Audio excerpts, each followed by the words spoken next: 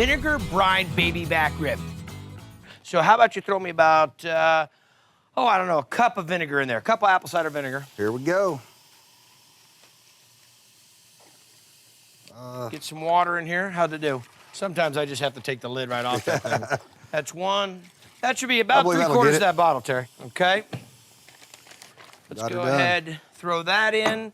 I'll get a little bit of garlic. We'll do a rough chop on this. So it's apple cider vinegar, water, some salt, some pepper, and that's going to take care of it. Matter of fact, you want to grab the ribs. There's some baby backs in there. Now, when you go to your butcher, you can ask him to take that silver skin off the back of those baby back ribs, and that's one so that you can kind of, get that flavor of the marinade in there. And also, when the ribs cook, they don't tighten up. That silver skin doesn't tighten up and make them kind of curl up on the barbecue. We've all seen that, right?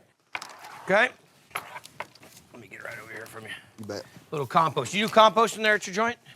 I don't at the joint, but I do it in my brother's garden. Okay, so what we do, kind of wrap them up, make sure that everybody's submerged down in the liquid. Where's your compost pile? Compost right in there. Alrighty. Okay.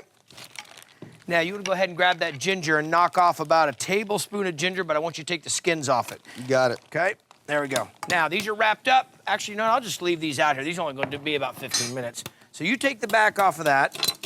I'll hit a little bit of this garlic. Now, I've got the serrano and the onion down first. Why? I want to kind of sweat them a little bit. If I throw this garlic in too early, well, it has an opportunity to burn, and we know when garlic burns, it doesn't taste right. The garlic goes in. I'm great. Throw it right in. Nice. Okay? There we go. Deglaze this with a little bit of cider vinegar. You always got to have vinegar. This has got some of the main ingredients that you have in a regular barbecue sauce and a little Guy-ified with things like raspberry jam. So we'll put a little bit of that down.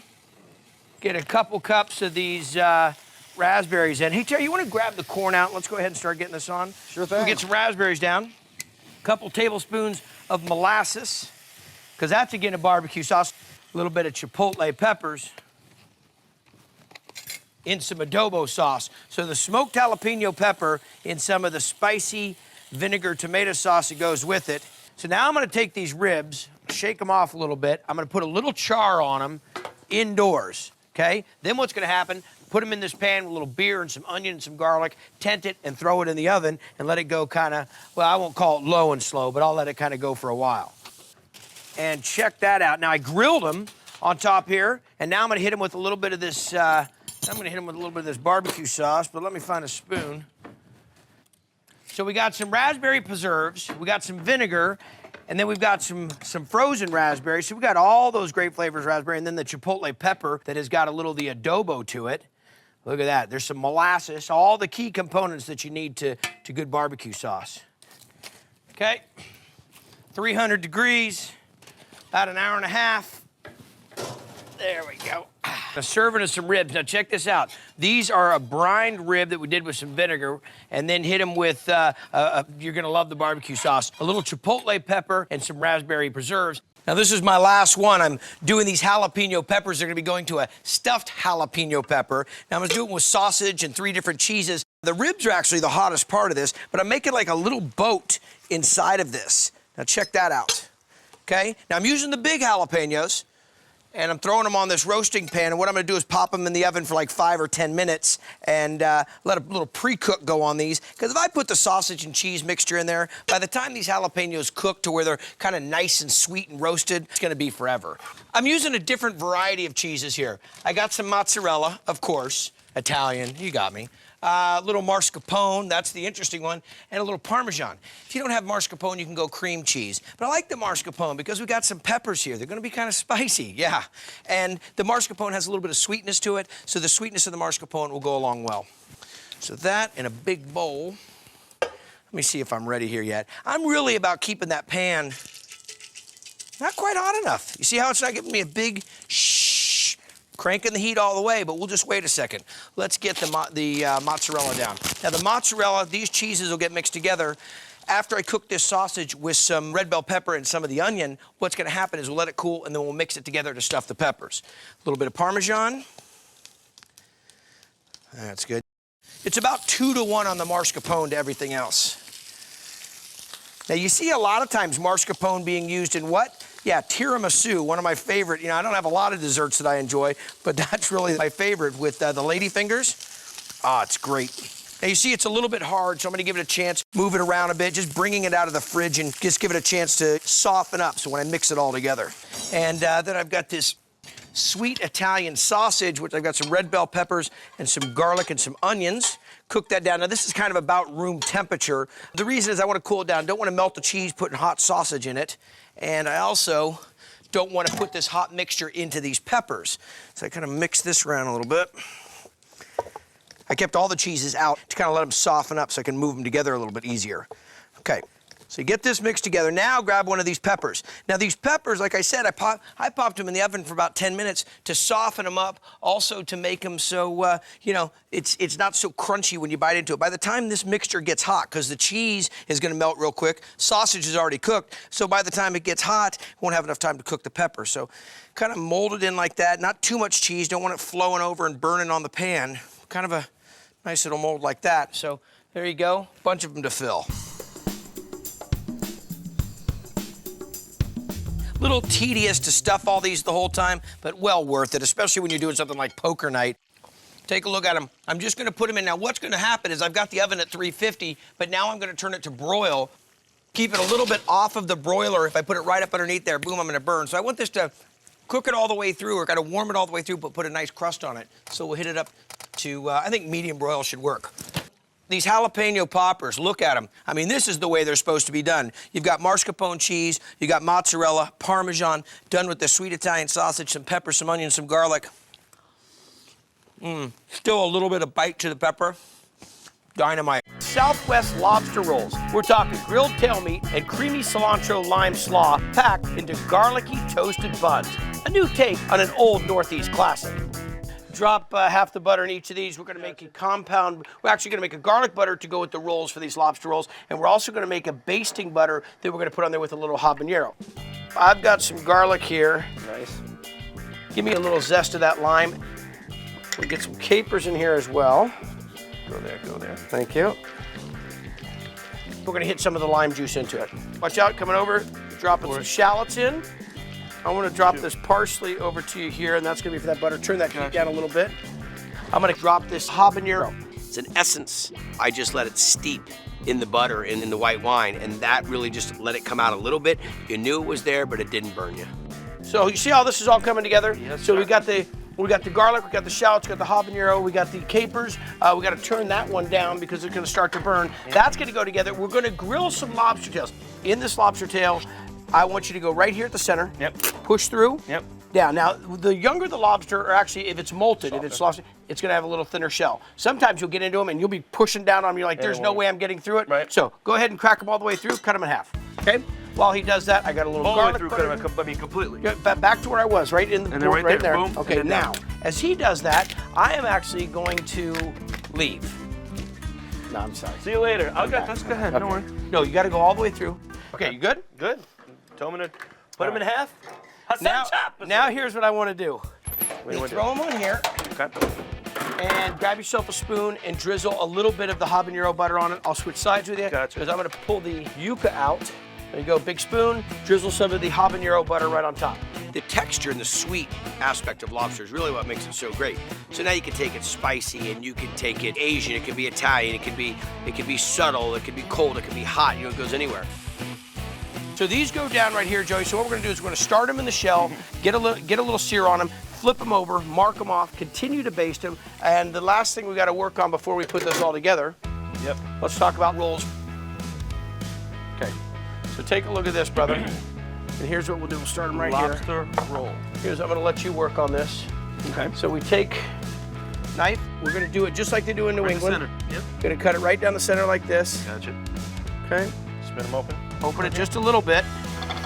Hit in just a touch of that garlic butter right on like that. And throw it on the grill. It's like magic. You see the magic? All right, so what do we have for you? Some fantastic lobster that's been grilled, basted with a little bit of a habanero butter. Then we've got some toasted rolls over here with a little garlic butter onto those. This beautiful lobster cooked in the shell over hardwood. And this is really not gonna look right, but here, I'm gonna let you try this right here. Oh, good, thank you. I thought you were gonna make me feed you. Huh?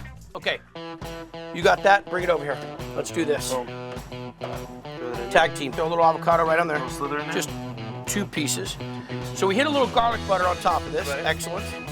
Now we're gonna go, Joey, there's some more of that. Now we'll throw some of the lobster meat in there. And throw that little juice in there. Yeah. I got this. Yeah. Okay. Throw a little bit of that on top. See, what I like about this is you bring your own flavor to it, no pun intended, but it's got the heat, and that's what I like. I like heat. I do. And a lot of Lobster stuff that rolls you can do, get a little bit boring. So when you put the heat on it, it's Absolutely. Hit me with a little bit more. We'll more get some tomato, some avocado right here. You got it. Okay, do this one.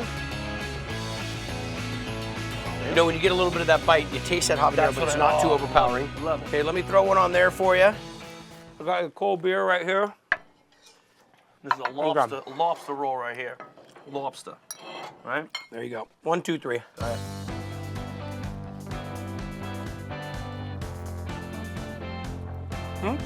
That right there is a kick lobster roll. Did you just edited your own comment? I did. So here's the deal. Hanging out in the good. backyard, cooking with your friends, especially your famous friend from NSYNC, Joey Fatone, my brother. You killed it on Rachel vs. Guy Celebrity. You rocked the kitchen tonight. Next time you come back, you set the menu, and we'll go from there. Okay? Yeah. Cheers. Tomahawk chops with extra long rib bones, served with a generous helping of that magical dish, Chowchow. Now let's talk about making this Chowchow liquid. 2 cups of the ACV, the apple cider vinegar. We'll do a cup of sugar to it. Gotta have a little salt in this, so we'll go for about a tablespoon of that. A few bay leaves, critical. Let me get some heat on this, so let this start to dissolve. And we want it a little bit warm. Okay, now let's get in some turmeric. Gotta throw a little color to this. Little celery seed. The mustard powder and some mustard seed, both about a tablespoon. And a little mustard seed, okay? Now what's gonna go inside of here? Well, after this starts to come to a simmer, we'll be dropping in. Well, let me grab them. Hang on a second here. Let me grab them. What do you think? I'm thinking, well, definitely the green tomatoes. So about a pound of the green tomatoes, and that's pretty good. We're in California, of course, we're gonna have some tomatillos, part of the nightshade family, the gooseberry family, okay? Also, red bell pepper, I think a little Vidalia onion, and then my favorite, not everybody does this one, my favorite is the green cabbage, okay? Now, oh, you know what? Also some jalapeno. We'll get 1 jalapeno in there for this. Bust them down, about 1/2 inch, 1/4 inch size pieces. I'm gonna start loading stuff up. This will work, here we go. Let's go in first with the green tomatoes into the brining liquid, or into this poaching liquid. In go the tomatillos. Look at these bad boys. That you don't see every day in a Chowchow. Red bell pepper, awesome color into that. Sweet onion in there. Of course, me, I like mine a little bit spicier. I get a little jalapeno.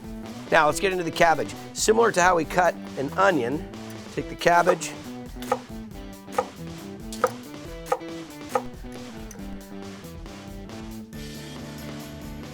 Drop that in. I'm gonna pop a little garlic into this. Just some rough chop on it. Drop that right in. So we'll let this continue to sit here and simmer. There we go. Now, chops. Start to set up my dredging station here. Some flour. Okay. Okay, a little panko. Now this is the regular panko, like you get in a package. But I always keep some panko around that I take and grind up, because the regular panko can be just a little thick on the outside, and I want a little more texture that's closer to the meat, so I grind up a little panko. If you don't have that, don't worry about it. If you just have regular panko, but I mean, we throw it in the food processor, you can make it happen. Okay, so let me season that first with a little salt and pepper, okay? Now, over to this, let me get a little granulated garlic and a little granulated onion to season my flour. Okay, there we go. And I'm also gonna throw a touch of S&P in there. Mix that up, okay? A little half and half hanging out. Put that in, and we'll get a couple eggs.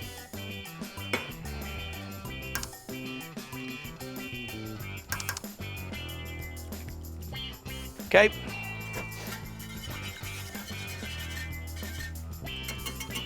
Excellent. Now let's go over to the chop. Am I ready? Boom, boom, boom. Great.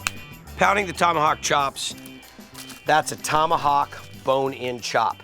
It creates a little wider surface, so it gives you a chance to have more crunchiness, and it's a presentation that nobody will forget. No one's seen a chop that looks like that. Okay? So kind of pushing out as I go, and not stabbing through it. We don't want to have big, thick sides and real thin sides. Using my plastic. That's it. And that's a pounded out chop. I've taken these beautiful pork chops and I'm dredging them here in a little seasoned flour. Then we'll go into some egg wash, and this is all coming together for Chowchow. Say it, Chowchow. This is this fantastic mixture that I made and already put in the fridge. And look at that chop. Is that gorgeous or what? Now I'm gonna let this one set up here for a second. That helps. You give it 5-10 minutes. Let that coating kind of soak into the meat. So when you start to fry it, when you do the shallow fry like we're gonna do, it holds on a lot better. Okay, so the oil, right around 350 degrees. Now we'll drop the chop. Okay, had some time, let that adhere, check our oil. I just give it a little dip test. There we go. We're not going crazy when it drops in. And nice and easy. Only one at a time, folks. Okay, and try to get that bone down in there if you can. That we'd like to have down in there so it's not this big raw bone. And we'll let this thing start to go. These are super thin, so realize they're gonna go fast. And don't worry about cooking this chop all the way through. It's only that thick because we're gonna take it and let it rest a little bit. You can hold it in the oven about 250. It'll cook all the way through on its own. Pull this chop out. I don't even know how I can fit this chop on there. Now this is the star of the show. Even though it's the condiment, this is the Chowchow. We load that up. Let's see if I can get a little bit of the juice. There we are. Oh, my mouth is just watering. Okay, so let's talk about this. What do we got here? Well, Chowchow is this super condiment. You'll find it a lot of times down in the South. I just gotta bust into this. It goes on just about anything, but when you take a fried chop like this, and you load up a little of the Chowchow, which got the apple cider vinegar and sugar, that's the basis of it, then mustard seed and everything else. Oh. Salty, crunchy. Doing some dill fried chicken. Guy has a tasting room up in Healdsburg, and you gotta come up and try what he makes. He and his family, his sons are involved, his wife's involved. He works out in the fields all the time. Cheers. Finally get him in the kitchen. You're a fried chicken fan? Love it. You can't not be a fried chicken fan. So a little bit of buttermilk. Fried chicken's gotta have a lot of flavor. It's not just about the crust on the outside. When I see people just take a piece of chicken and dredge it in some flour and do a little batter or whatever and fry it up, I'm like, whoa, you're missing a phenomenal canvas of flavor. All these are key players. Buttermilk, the brine of a pickle, garlic, onion, salt, pepper, a little dill, plays in well with this. And then to finish it off, just a little of your favorite hot sauce. Now we're gonna let this brine up to 24 hours, but if we can get a good 2 to 4 hours on this, we're good to go. Have the butcher break it down for you. If not, what we've got here is a whole chicken, about a 3-pounder, and cut it into 10 pieces. So that basically means you got a leg, a thigh, a drumstick, take the back out, and then take the breast and cut that into 2 pieces. Just so everybody's about uniform size so we have some even cooking. Drumsticks, and a piece of breast, and I wish the chicken had 5 wings. Okay. Go there. And this is gonna take some time, so we'll let this brine actually in the fridge. Now the fried chicken, I actually had some pickle juice, and you should always save that pickle juice. That flavor is just so fantastic. And don't worry, the chicken's not gonna taste like a pickle. Righteous, okay. Little cornmeal for some texture. About 4 to 1 on this. Smoked paprika, little onion powder. This can kind of go wherever you want to go with it. If you want to really bring up the heat on it, you could drop some ancho. There's some granulated garlic, a little mustard powder. Okay. And a little fresh cracked black pepper. Got to take the bling off because we're going to get into this right now. Okay, mix this up. My key here is, the one thing that I want people to follow is that once they get the chicken dredged, once they get it dredged, they let it rest. Let that batter really get a hold of that chicken. Okay, but check this out. Drop it in with a wet hand. You know this routine, right? I've showed you enough times. But that dill salt, Guy, that we're gonna make, fresh dill, salt and pepper, that's it. And you let that dill just soak right into that salt. The flavor's fantastic. Now cover this up. Fresh dill, yeah? Fresh dill is the key, buddy. Okay, cover this up, pat it with the dry hand, and really make sure that you pat it down. This is always a great one for Ryder, for the kids. Really pat it on there, nice and thick, no wet spots. Drop it. We're gonna let it rest for about 30 minutes before we fry it. The temperature of the chicken will come up. It'll fry nice, be golden brown. And it's binding during that 30 minutes. Okay, so the chicken's here. It's drying out, soaking up the breading that we're gonna do. But I gotta do something first. I gotta make a little dill salt to put on this chicken as soon as it gets done frying. So I'm just getting some kosher salt, a little black pepper, and I've got, oh, there it is. And I got some fresh dill. Now, I put dried dill in when I made the brine. I brined this chicken, and believe it or not, some dill pickle juice right out of the jar, and a little buttermilk, a little hot sauce, all the cast of characters, granulated onion and garlic. But this fresh dill, nothing beats fresh dill. So much different than... Okay, I'm just gonna tear it up a little bit. I mean, dried's good if you're in the middle of the winter, but... Hey, the oil that's gonna come out of this dill mixed in with this salt and pepper is gonna be fantastic. Yeah. But even dry, if that's all you had is dry, sometimes it's those signature items like the dill guy that really, that really step it up. Let's talk about frying chicken. Big Dutch oven, nice and heavy, so it's gonna hold its temperature. I've got the chicken here that I dredged in flour and cornmeal, really gave it some time to set up. Drop it at 350 degrees. We'll let this cook, let it get nice and crispy, but cooked all the way through. Now, Guy, the key to this is right when they come out, take the dill salt that I made with the fresh dill and just sprinkle that right over the top. Let me give you, I'll give you this bad boy. Thank you. I'm going all wing. Wing is my thing. So we take this chicken here, buttermilk brined. Now, I'm gonna teach you a little trick here in a second. You go ahead and eat that. Watch this. I'm gonna take this little pickle juice. We do this fried chicken, Guy's Smokehouse. So you take a little bit of that pickle juice right at the end and just pour a little pickle juice right on top of that. Give me a little... Oh. We brined it in the pickle juice, but now to get that, oh, I have my kind of fried chicken right there. That stitches the whole thing together. That's lovely. Isn't the pickleback the key? Wow. Crab cakes, baked until golden and served with this creamy Old Bay Remoulade, totally out of bounds. Quality crab cake should be all about the crab and very little about the filler.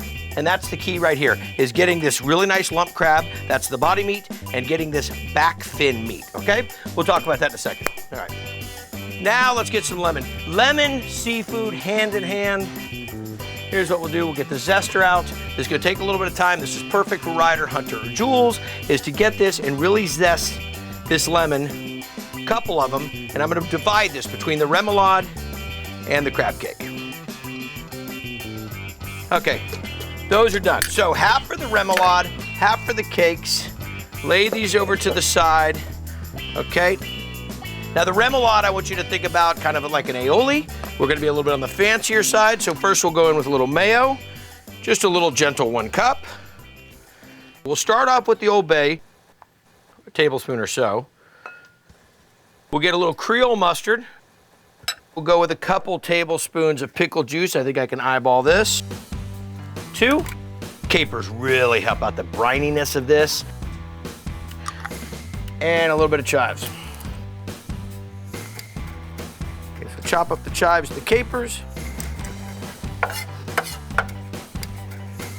All right, so the chives, capers are done. We'll drop that in. There we go.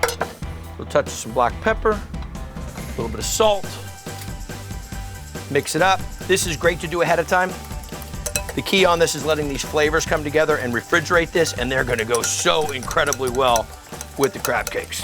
Okay, now let's get in to making the crab cakes. So what I'll do, a couple eggs, work as binder, and the idea is as little as possible in making the filling, okay? This is really just binder. There we go. Now I know that everybody has, just randomly hanging out, a cup of pre-crushed crackers of your choice. Panko breadcrumbs work fine, a butter cracker, a saltine type cracker, you name it. So we'll drop that in. We're gonna drop in a little bit of the mayo, about a ½ cup. We'll get in just a touch of the Old Bay, about a teaspoon. And then my favorite part of this whole thing when this crab cake concoction happens is a little hot sauce. Okay. Okay, now here's the key. Take off the bling, and we're gonna add, this is the panade, so I want you to kind of think like a meatball. First, I'm gonna add in this back fin meat, okay? Lightly mix this together with the egg, with the mayo, with the Old Bay, okay? Now that that's mixed together evenly, now we'll go ahead and grab the lump meat, and this is the beauty, this is the gem of the crab cakes. We drop those in, and here's the deal. Lightly, and I mean lightly, fold that together. Just enough egg and mayo to bind it together. And this is what we should be coming out with. Oh, this looks amazing. We're gonna make about 6 of these. Beautiful, huh?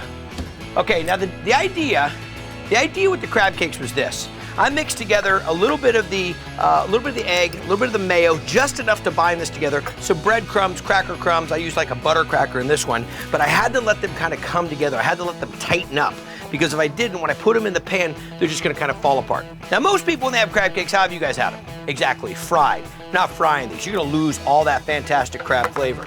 Okay, so what we're going to do, nice seasoned cast iron skillet, a little olive oil, cooking spray, whatever floats your boat. Hold them together, about baseball size. Don't worry about it, they're not gonna expand like cookies. We'll drop one in the center.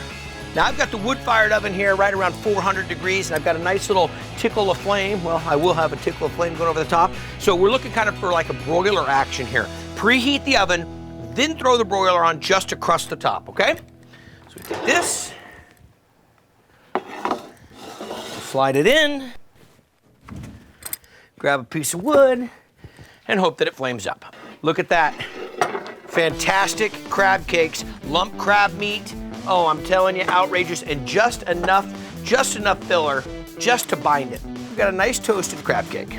I've got the lump crab meat as well as the back fin. This is from the blue crab. Just enough mixture with a little bit of egg and mayonnaise to bind it together. I'll put a touch of the remoulade, the key ingredient in there, of course, being a little bit of Old Bay. We'll throw that right on the side. Gotta get a bite. Here comes Roxy. Walking through, you're not getting any.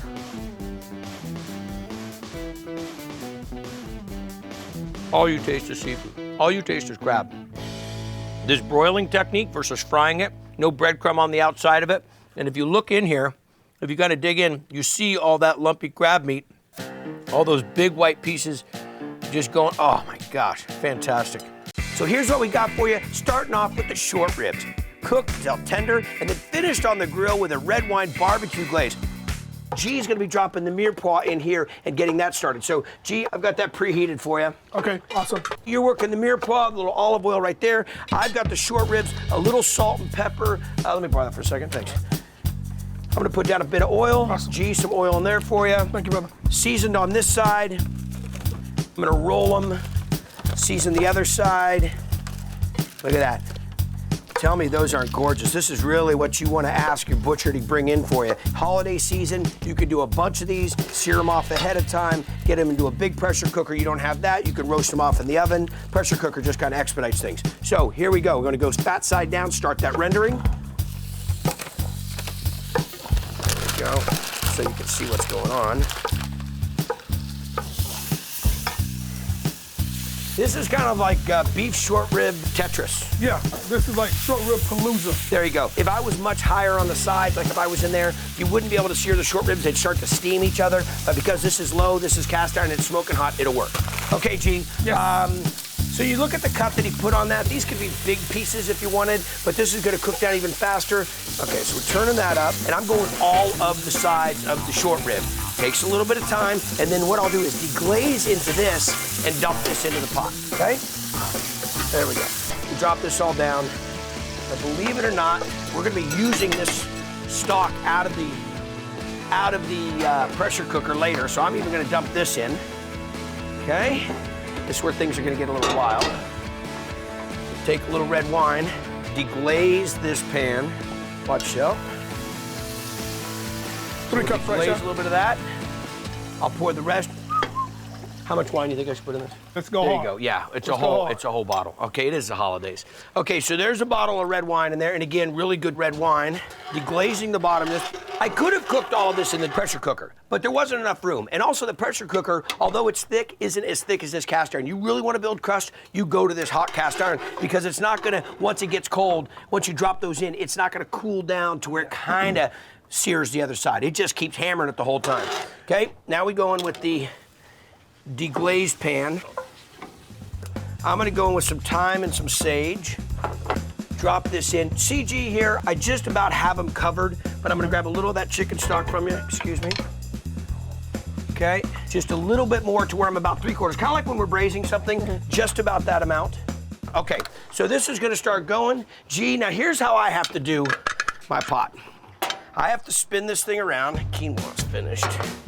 I have to spin this thing around and find my mark. See this here? Right. See where that scratches? Oh, wow, and that that's crazy. scratches. And you'll see that it starts to build the steam, If it goes too high, yes, it will start to release on itself through this valve. But don't worry about that. You'll be able to get it. Right around medium is where I keep it. This is gonna run for about 45 minutes. You've got the polenta Yeah. work. I'm gonna shut down the heat here. This is gonna get loud for a second, okay? Just hang tight with me and just think some happy thoughts. Ready? Here we go. That's the sound of goodness. We're releasing the steam. We'll give it some little help here. We'll let the pressure out, open it up. It's always scary opening, and I agree. But when you see zero pressure, you know there's no pressure in it. Then we're gonna pull the short ribs out, G, let them cool so they tighten back up. They kind of congeal. We'll take the liquid, we'll strain that out. And then later we'll throw them on the grill and baste them with the sauce. But we gotta make sure that we remember to get this liquid out of the pressure cooker because that's gonna go in the barbecue sauce. I have made a reduction of the sauce that came out of the pressure cooker where I did these short ribs in literally, what, 45 minutes? Ooh. A lot of red wine, all that great flavor, and I reduced it just a little bit, mixed it into the barbecue sauce and brown sugar, a little red wine vinegar, and a little bit of chili flake, and this is gonna go to baste these ribs. Did I remember when you made those that night? We start grabbing some ribs, laying it down, Oh, yeah. a little bit of that thyme. See that? Tightening it up, okay? Be a little drizzle left. The top.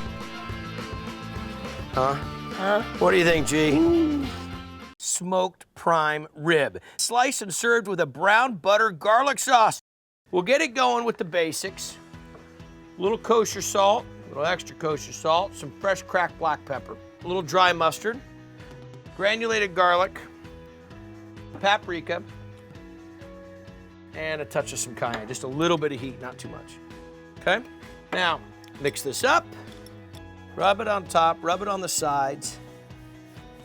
Okay?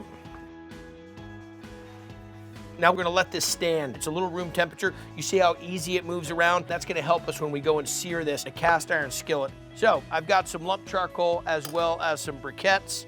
Nice consistency burn with the briquettes and that flavor coming out of that lump charcoal. Gonna dump it right down in here. Trying to keep it almost on one side. Now, I've got some wood chips over here, some apple and some hickory. Two of my favorites. So we're gonna drop some of the apple and hickory, soaking in water here so they don't just burn up right off the bat. So we'll lay those chips down on there. We'll just leave a little bit of that water and we'll lay this down here. We're kind of doing an indirect cooking right now. So I'm gonna drop this. Take this, let this heat up. I got the vent on the bottom open, vent on the top open. We're creating the convection. We're feeling it. It's coming through. This is indirect cooking, as a friend of mine would tell me.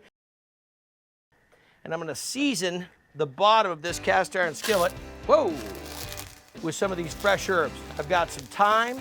I got some rosemary, of course, a little bit of oregano, and I'm just kind of getting the bottom of that pan just nice and well seasoned. You can smell it right now. I'm gonna use this later, so I'll hold tight with that, okay? Here it is, the star of the show, gonna wow everybody. That standing rib roast, bone in, seasoned, salt and pepper, drop it down, sear all the sides. Here we go. Remember, this cast iron skillet was smoking hot and I dropped a cold piece of meat on it, kind of a room temperature piece of meat, but it'll cool down now. So it's gonna take a little bit more time to recover as I go to sear each side. Working the fat cap right now. Look at that, huh? Now we'll go to the side. And for good measure, a little bit on the bottom. All right. Now we'll go over to the barbecue. Look at all that smoke cooking out of there. Fantastic. Oh, that's Flavor City right there. All the coals on this side. And what I'm gonna do, this is the critical part, bone, big side of the rib, eye of the meat over here, bring it over and put that towards the main heat source, okay? Doing it about a quarter opening on both the bottom and the top, so a little bit of smoke will be coming through. 2.5 hours at 225 degrees. Oh, one thing I forgot, hang on. I gotta drop this in. This is the fresh herbs that I took that I seasoned the pan with. I'm just gonna throw this right on top and just let that add some of its flavor. Okay, right now I'm gonna make a brown butter sauce, and more than just a brown butter sauce, but this really fantastic, flavorful, almost like a steak sauce meets brown butter sauce. What I've got here is some garlic, some shallots, dropping that right in. Started with a cold pan. I don't want to drop that butter in too fast and have it burn on us right off the bat. I'll just throw all that parsley in. Gonna let this kind of just cook down a little bit. See where it's just starting to bubble, just starting to foam, just a little bit. That's what we're looking for. Now we're gonna add a little demi-glace. What's demi-glace? Well, we got a little veal stock married with a little Espanol sauce, one of the mother sauces. So we'll just put a touch of that in, and you love the richness that comes out of the demi-glace. Get a little beef stock in there as well.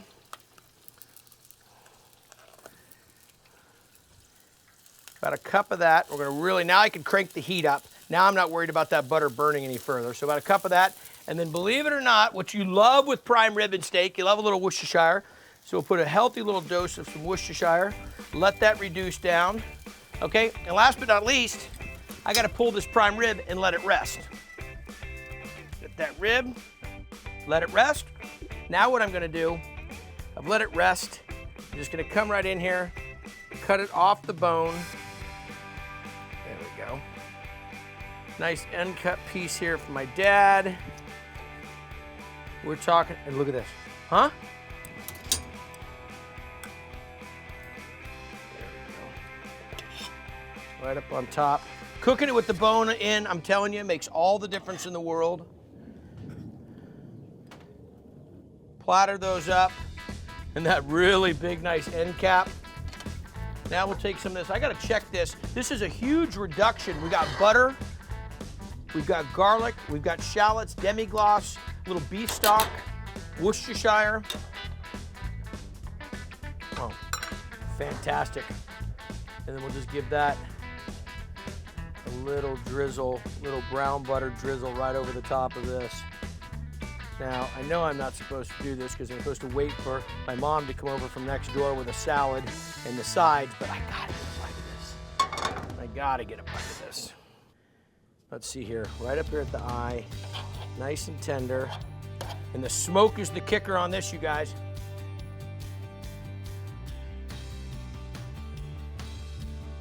Smoky, that garlic, that brown butter.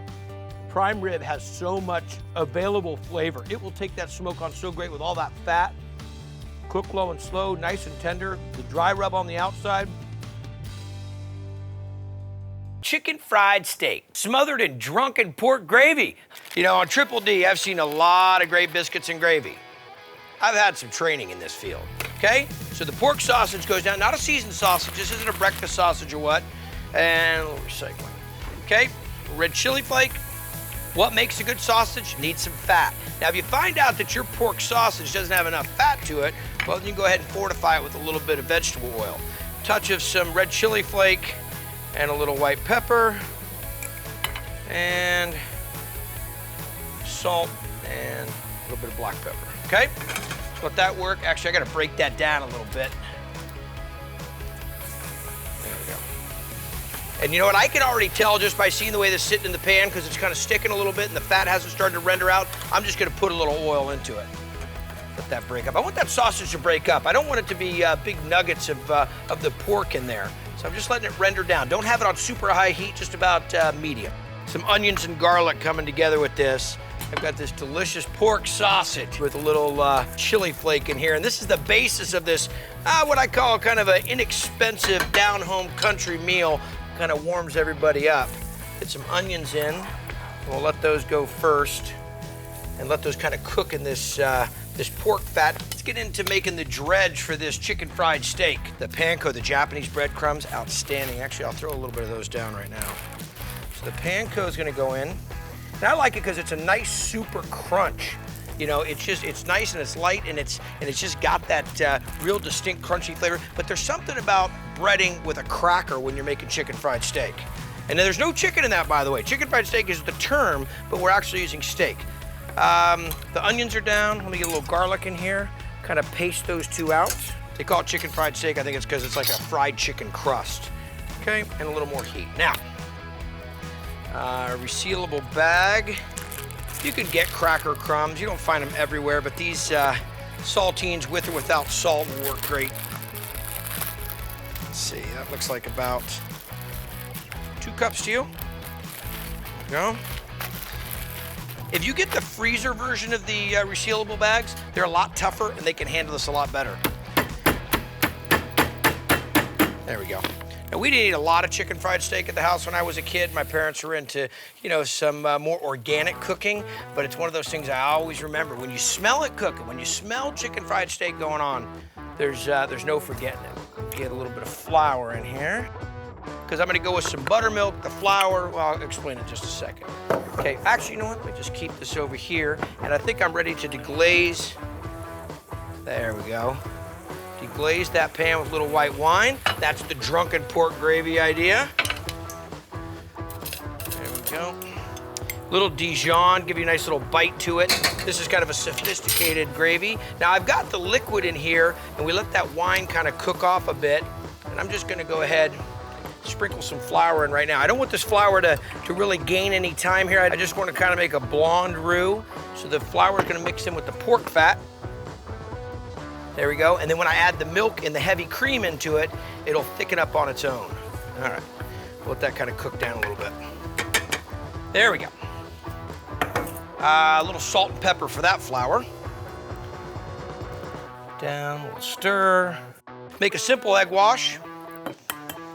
And then we're getting the eggs to stick to the flour and the panko to stick to the eggs. There we go. So a simple egg wash. Now, finally, let's take a look at this piece of meat. Pretty common piece of meat, the London broil. I like to use a piece of meat that hasn't gone through the tenderizer at the butcher. I'm gonna take it all the way through, like that. Take a resealable bag. Here's my little trick. Cut off the top, cut down the sides. Now it kind of makes a little envelope. Throw the meat in, make sure it's in there far enough. We don't want to sit here and really beat this up. We want to kind of work this gently from the inside to the out. I'm just tenderizing a little bit to make it a little bit smaller and make it a little bit easier to cook and keep a good crunch. So look at that. So nice little tenderizing to that. Into the buttermilk, some fantastic flavor. Leaving it here long enough, it'll actually do some tenderizing. Into the seasoned flour. Into the egg wash, into the panko and the saltines. Now here's the key. Press down on it so you really get that panko to stick. Huh? What do you think? Take that, lay it out, let it rest a little bit to really adhere. Let me tell you about the gravy. What do I got going on in here? Well, what we have is some milk and some heavy cream, but you can see how it's kind of thickening up. I did that roux, added the flour in. It's a little bit thick. I'll just add a touch more milk. There we go. And let it continue to work. And I broke the gravy up with the wooden spoon as I went along. And the idea behind that is so I have little bits of pork in there, not big chunks. All right, so that looks dino. Let's check the back here. Now, to these cutlets. Look at that. If you're gonna do it, if you're gonna eat chicken fried steak, this is the way. So first check it. Just wanna check that oil. Oil should be right around 325 to 350.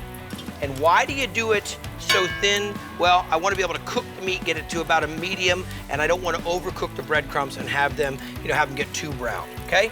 Now, this is a big enough pan, I can actually put 2 in here, but you wouldn't want to try to squeeze 3 because by the time you do that, you start to expel a lot of moisture. So what happens is we're just about halfway up the chicken fried steak, just about halfway, not submerging it. So this is more like a shallow fry versus a deep fry where it's just completely submerged with it. We just want to keep an eye on it, make sure it doesn't brown up too quick. Take a look at this. This is what we did with the London broil, the chicken fried steak. Actually, I think this is mine. Oh, nice crunch. Primo crunch, actually. Okay, and here is the sausage gravy. We call it Drunken because we hit a little white wine in there. Looking fantastic. Bring this over here. And I gotta get a bite.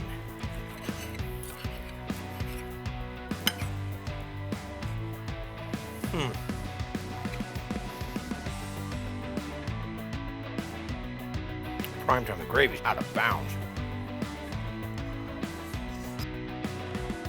All right, now what I got going over here, well, I've got some jalapeno peppers, some red bell, and some onions cooking down in a little bit of pancetta bacon fat, as well as some butter. Now here's a little trick I'm gonna show you. I'm gonna slide this back a little bit, kind of put my burner back here on this side, let the onions hang out over here on this side. When you wanna make a great burger, get some boneless chuck or some boneless sirloin and have the butcher grind it for you and make it. Well, you throw some boneless chuck into this chili, you're gonna be a winner.